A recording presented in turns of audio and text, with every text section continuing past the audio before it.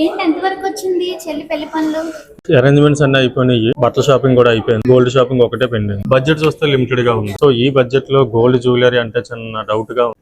ఓ, మీ problem అదా.